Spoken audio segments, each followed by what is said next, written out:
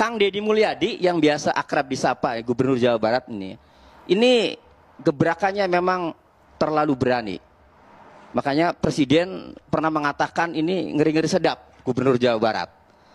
Namun jangan lupa, walaupun memang untuk kepentingan penataan suatu daerah, tetap Kang Deddy Mulyadi harus tahu akibat kebijakannya itu, ya, ada orang-orang yang merasa dirugikan, dan orang yang dirugikan itu juga adalah warganya.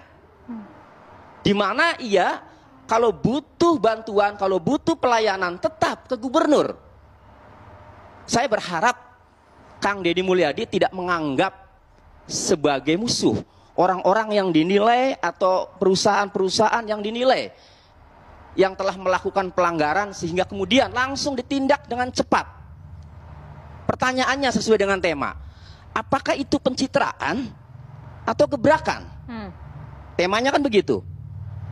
Pencitraan itu suatu kesan yang sengaja dibuat agar bercitra positif, citranya positif, sengaja dibuat. Nah, kalau gebrakan tentu kan, saya menyimpulkan begini, ini pendapat saya. Nanti kalau pendapat yang lain berbeda silahkan.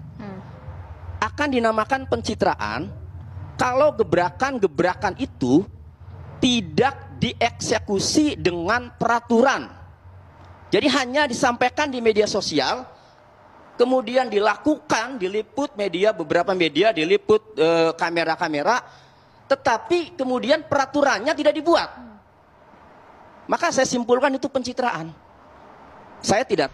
Untuk seluruh masyarakat Jawa Barat, saya menyampaikan permohonan maaf apabila saya setiap hari membuat kegaduhan dengan berbagai langkah dan kebijakan yang tentunya banyak yang tidak menyukainya. Dan banyak yang mereka secara terbuka melakukan otokritik, dan saya menerima otokritik itu dengan baik karena sahabat yang baik adalah sahabat yang mengingatkan. Tetapi juga banyak publik yang punya harapan terpuaskan. Dan saya pemimpin hidup di antara dua, yang suka dan yang tidak suka, yang menyetujui dan tidak menyetujui. Dan kedua-duanya adalah warga saya, warga rakyat Jawa Barat. Meskipun sekarang yang rajin berkomentar bukan hanya rakyat Jawa Barat saja. Itu hak setiap orang, karena eranya sudah era digital, era media sosial. Setiap kegiatan bisa dilihat oleh seluruh warga dunia. Yang penting apa yang kita lakukan bermanfaat. Ya, yuk kita semangat hidup, jangan berprasangka buruk, berprasangkalah baik, agar hati kita tenang, tentram, dan bahagia. Pokoknya salam untuk semuanya, sehat selalu. Saya melihat Kang Deddy Mulyadi yang biasa akrab disapa Gubernur Jawa Barat ini gebrakannya memang terlalu berani. Makanya Presiden pernah mengatakan ini ngeri-ngeri sedap Gubernur Jawa Barat.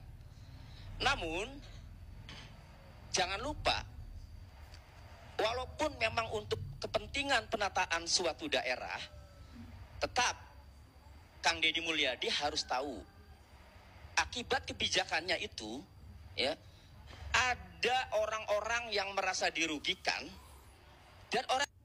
Aduh, buat Bapak Tony, saya perjelas ya Pak ya, Pak Deddy itu bukan pencitraan. Beliau itu emang karakter dan watak sifatnya itu seperti itu. Nih, saya asli orang Purwakarta ya. Selama dipimpin sama beliau tuh 10 tahun beliau menjabat jadi seorang bupati. Banyak banget perubahan-perubahan yang ada di Purwakarta, kayak penataan kota, terus jalanan-jalanan juga bagus. Dan semua yang dilakukan beliau itu dari mulai pembongkaran, terus penataan kota, itu tuh beliau tuh sudah pikirkan matang-matang Pak, resikonya apa, dampaknya apa. Jadi Bapak itu nggak usah sok tahu gitu. Jadi Pak Deddy itu udah lebih tahu daripada anak. Urusan masalah kerja di up di sosial media tuh itu bagus itu tuh buat mencontoh ke pejabat-pejabat lain biar seperti beliau. Jadi masyarakat itu tahu, oh kerja pemerintahan tuh seperti ini. Itu tuh bukan pencitraan, bukan, beda ya Pak ya, beda. Dan saya pribadi sebagai masyarakat Jawa Barat, justru dengan adanya beliau sebagai bergubernur banyak banget perubahan-perubahan yang ada di Jawa Barat. Misal contohnya kayak kemarin larangan study tour. Ini saya setuju banget ya dengan larangan study tour. Soalnya kan banyak banget ya orang-orang yang tidak mampu, orang-orang yang kurang beruntung, justru itu sangat membantu sekali. Dan pertegas sekali lagi ya Pak ya, saya asli masyarakat Jawa Barat, saya setuju dengan kinerja beliau Bapak Deddy Mulyadi. Pokoknya buat Bapak Deddy Mulyadi, semangat terus membangun Provinsi Jawa Barat menjadi yang lebih baik lagi. Salam sehat. Kang Deddy Mulyadi selama ini hanya pencitraan. Bagus sekali mulutmu ya, Pak Eko tadi. Good job. Kita pasti terhibur dengan YouTube-nya Kang Deddy kan. Agak mirip-mirip Pak Im Wong gitu, ada nangis-nangisnya, ada apa kan. Misal dalam kasus pembongkaran tempat hiburan di Puncak. Saya yakin penyebab banjir bukan cuma satu gedung. Bongkar semua. Kalau itu nggak dilakukan, ini pencitraan. Cuma satu, kegayaan di YouTube, orang-orang tepuk tangan, kita menangis-nangis, sama seperti kita nonton Mbak Im Wong, setelah itu selesai. Yang kedua misalnya kebijakan soal penghapusan pajak bagi kendaraan bermotor yang nunggak. Dengan insentif kepada pelanggar pajak, Jawa Barat kehilangan potensi pendapatan 30 triliun. Masuk Pak Eko. Agak lain memang kulihat Pak Eko pun tadi ini ya, pegiat sosmed. Ada gubernur bagus kayak Kang Deddy Mulyadi ya, yang semuanya transparan, gebrakannya luar biasa.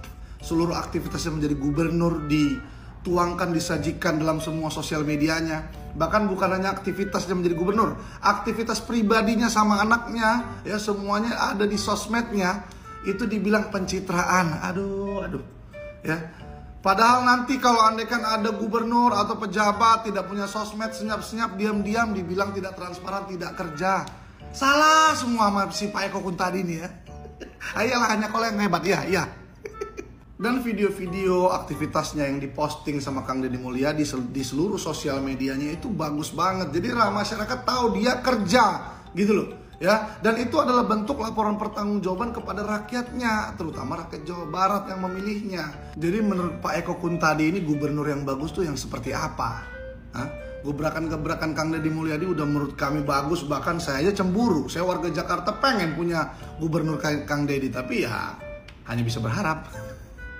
Contohnya aja ada program bagus banget dari Kang Deddy Mulyadi mengenai pemutihan pajak kendaraan. Dibilang sama Pak Eko Kun tadi ini ada potensi Jawa Barat dapat 30 triliun dari penunggak pajak. Padahal bagaimana ya, orang nggak mampu untuk bayar pajak, pendapatan sehari aja untuk makan aja susah. Gimana deh cara bayar pajak coba? 30 triliun itu hanya angka, ya hanya angan-angan. Ya jadi semua itu dimudahkan sama Kang Deddy. Ya masyarakat kurang mampu bisa bayar pajak dan juga masyarakat semua happy, sekaligus apa? Pemerintah dapat pendapatan. Jadi semuanya sudah bagus ya, tapi itu pun dikritik sama siapa? Pak Eko Kun tadi. Udah gini aja lah, kau aja lah jadi gubernur, gimana? Baru kami lihat sempurna nggak, ya kan?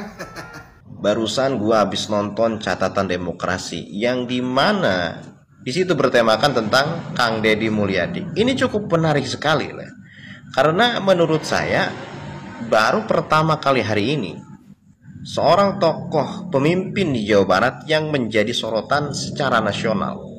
Biasanya yang menjadi sorotan secara nasional itu adalah Gubernur Jakarta. Tapi justru hari ini Gubernur Jawa Barat. Nah, ini luar biasa sekali. Kenapa kok bisa yang menjadi sorotan itu adalah Kang Deddy Mulyadi?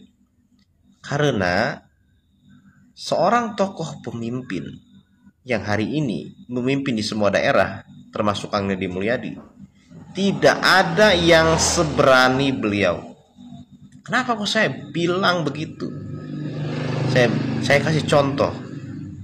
Ketika ada anak buahnya melanggar ataupun ada seorang pemimpin di daerah yang melanggar tentang undang-undang yang berlaku untuk setiap pemimpin daerah. Saya kasih contoh seperti Luki Hakim kemarin, langsung ditegur secara media.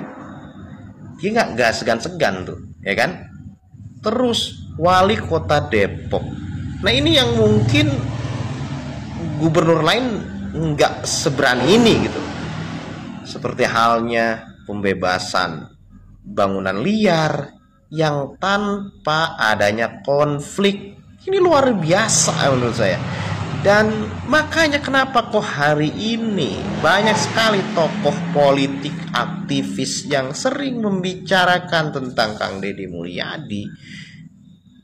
Dan mungkin para tokoh yang bermain di lingkaran tikus-tikus kantor yang hari ini ketakutan, ini pasti akan mengkritisi setiap kebijakannya.